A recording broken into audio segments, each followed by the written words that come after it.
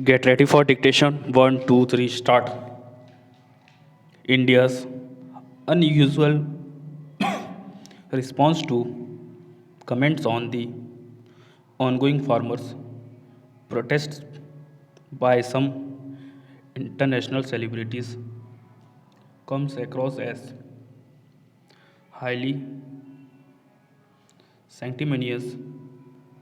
The temptation of sensationalist social media hashtags and comments, especially when resorted to by celebrities and others, is neither accurate nor responsible. The Ministry of External Affairs said in a statement it advised these celebrities to ascertain facts and properly understand the issues at hand before rushing to comment on such matters.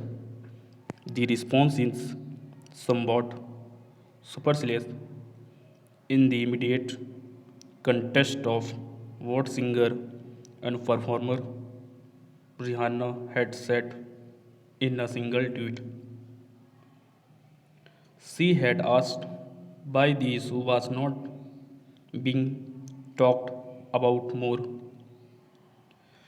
while drawing attention to a news report on the extraordinary measures taken by the government to put down the farmers' protests, including the laying of trenches and barricades and banning the internet.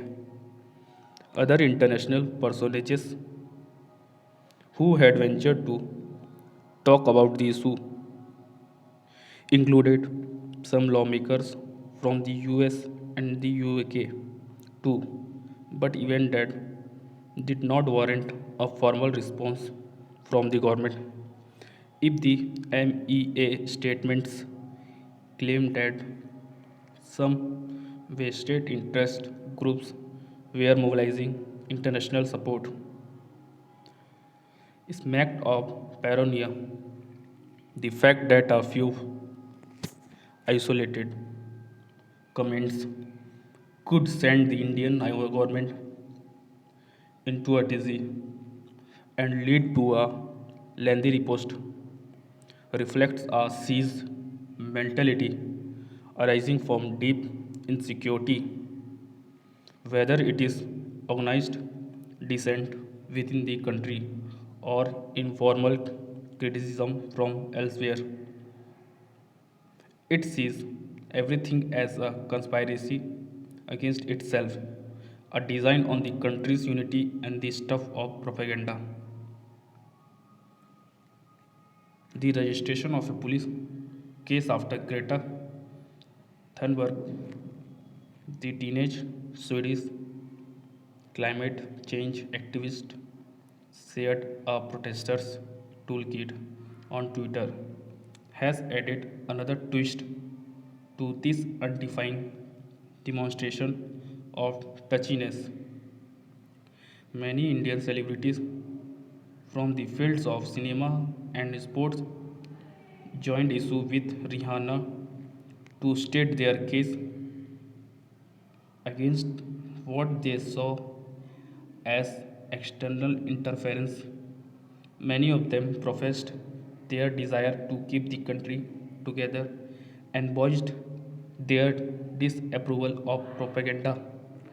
The larger issue, of course, is something the government itself has drawn attention to what is the limit to the claim that a problem is a country's internal matter and something those outside the borders are not entitled to comment upon. Given India's recent comment voicing concern over the military takeover in Myanmar or the attack on Hill in the USA, and its oft expressed views on development in neighboring countries. It requires no iteration that some issues that have a bearing on human rights, survival of democracy,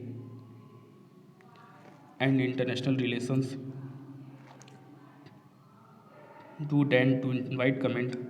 It is not as if only the farmers' protest have got traction overseas. The best way for the government to avoid international criticism is not to allow more people to see it as authoritarian, disrespectful of rights, and given to attempts to undermine situations of democracy.